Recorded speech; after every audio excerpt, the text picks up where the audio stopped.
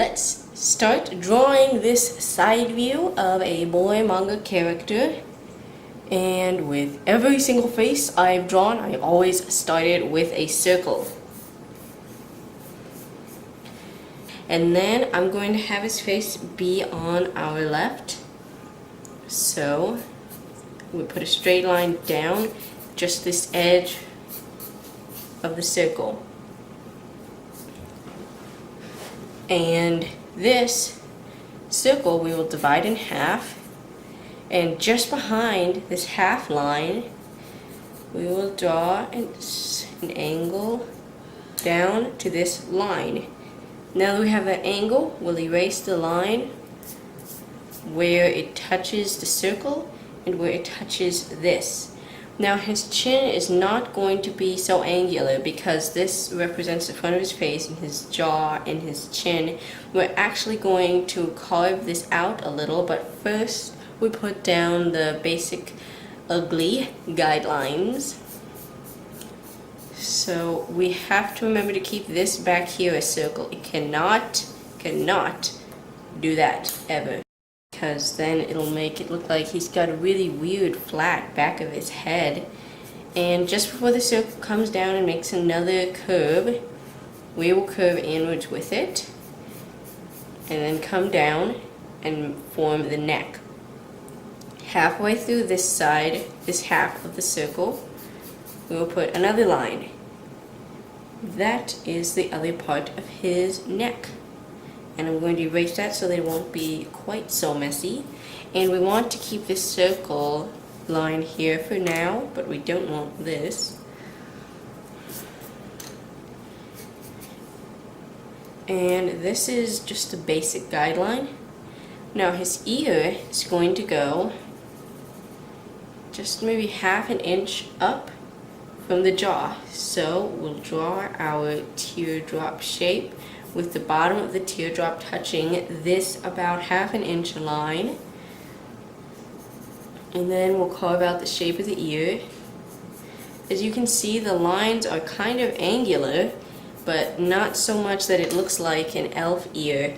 That's the trick with ears. You can't have it be just a big circle unless that's the style, which is really common. But for manga, usually it's a little more realistic. And I'm just going to fill in the detail real quick of the ear.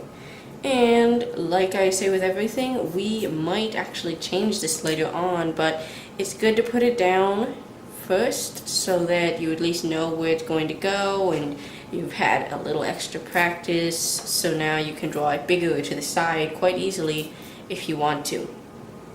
Now, you divide this circle in half.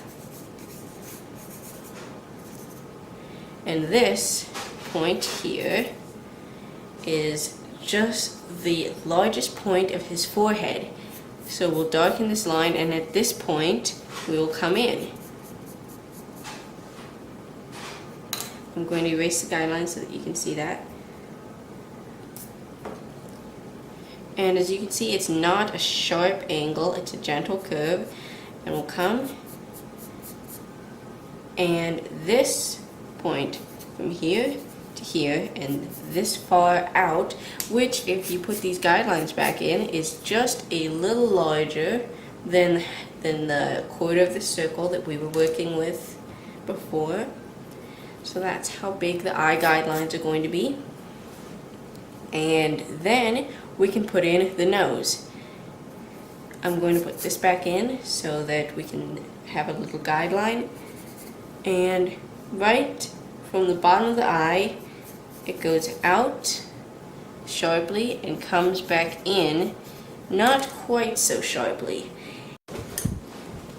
So you really do not want to have his nose curved downwards, because that would make him look really ugly and hook-nosed, unless that's your intention, unless you're drawing like a bad guy character or something. And young characters, their noses turn up and then come down, so that makes a character look cute. If you want your character to look extra cute, you can do that. But for this boy, I'm just going to give him a nice straight nose with no curving much at all. And there's no curving right now. We just put in this straight angle. And an interesting thing about the nose, I will show you by putting in another guideline. This is where the actual front of his face is, and the nose comes out from it and actually stops at the original guideline. So the nose is longer at the top than it is at the bottom, allowing the face to come forwards at that point. Before we move on to put in the lips, I'm going to fix this jawline and his neck. His neck is only going to come down to this point. So I'll erase anything farther than that. And we don't want him to look quite too old. Older men, they have very thick necks. It gives your character a strong appearance. We don't really want that for this character. So I'm going to make his neck thinner. And then I'm just going to make a couple of lines back here just so that I don't feel like it's a chopped off head floating around. So let's continue with the face. We'll fix the jawline by having this line curve and come down farther than it did. The neck should go in a slightly different position. The jawline can be kind of tricky, so it takes a little while to learn how to do it. The thing is, the mouth will curve back to the actual face point, so we have to make sure that curved line is always there before we put in the jawline.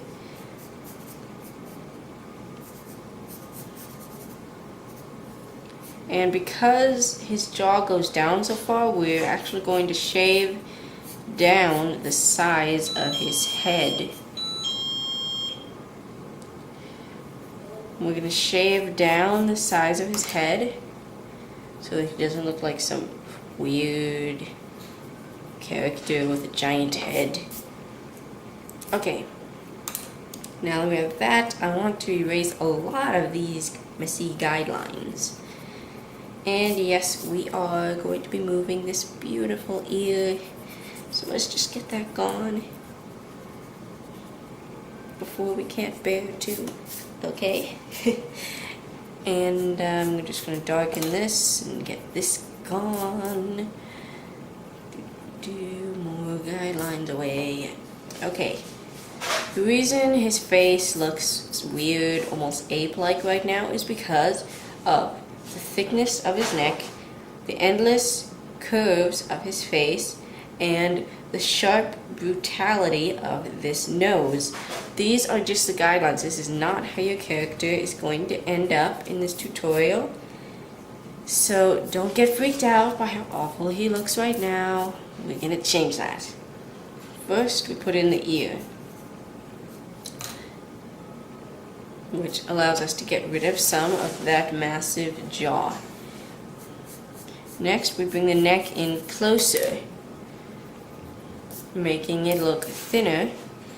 And this is the really good part. We're going to curve his nose under the original line and bring it back down with a slight outward curve at the bottom. This gives him a sharp, elegant nose, and the trick is you don't want to curve it too much or it'll look girly.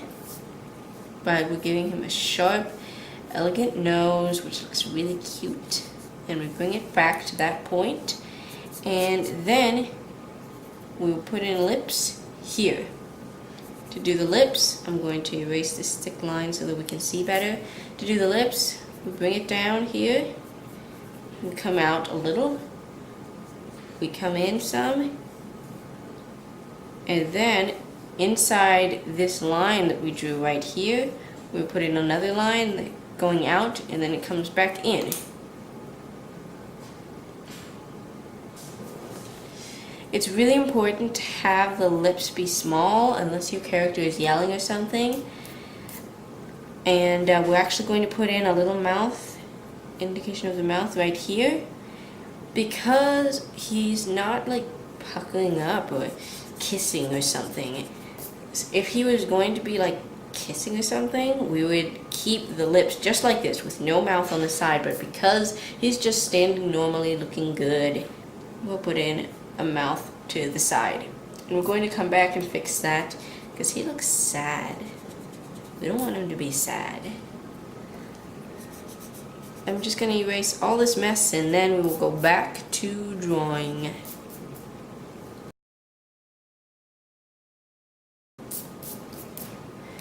Okay, now let's put in some detail on the ears before we move on to the eyes.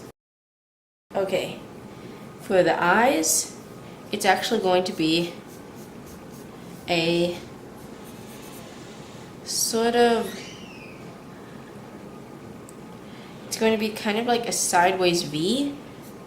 I have no idea what those things are called on the keyboard that look like this. I'm sorry guys, I don't know what those are called anymore. I never use them except for emojis, you know. So I'm just gonna call it a sideways V. Yay. Okay, so we have a sideways V, and this actually, I'm gonna just erase this, sorry guys. This left on its own would make him look kind of weak because the eyes slant backwards, which is always an indication of sadness or weakness in pictures. So we are going to have to be very careful with the eyebrows to combat that weak look and make him look normal. First, we're going to adjust the angle of this. We're going to make it less sharp. We're going to make it a more gentle curve.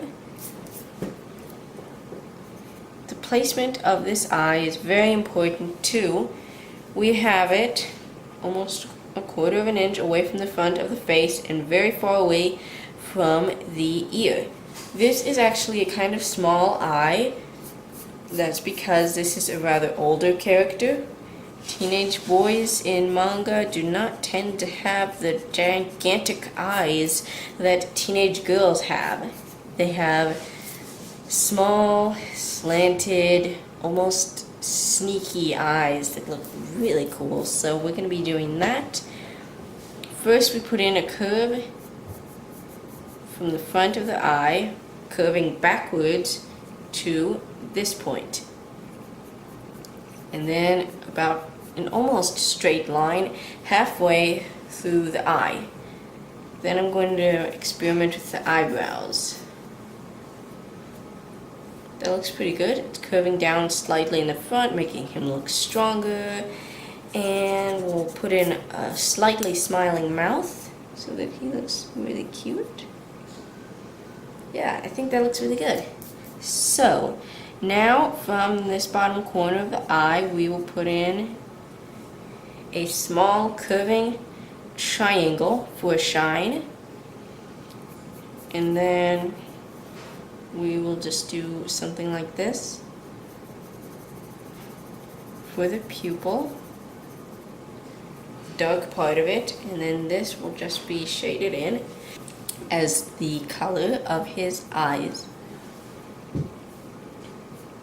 And then we're going to darken this and make it a little more angular and put just a small line in front of the eye to be the lower lid.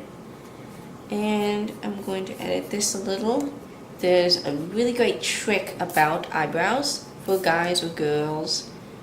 Starting from about the halfway point, go down just slightly and make a point and come back up again. This is something I've noticed is very commonly used in manga, and it gives the eyebrows a very elegant look as opposed to filling that space in or making the line a lot thicker. So that's what we're going to do with this guy, and his mouth is a little big, so I'm going to tone that down. Okay. His jawline is pretty angular, but we don't want it to be too short. We have to make it go on and go back just far enough. And I think it should be higher, but that wide. And that works. So now just beyond the halfway point of the circle, we put in the front of his neck. And something that is good to do on boy characters is to not only make the neck pretty thick, but also indicate the Adam's apple by putting a line from the face to the neck and then coming down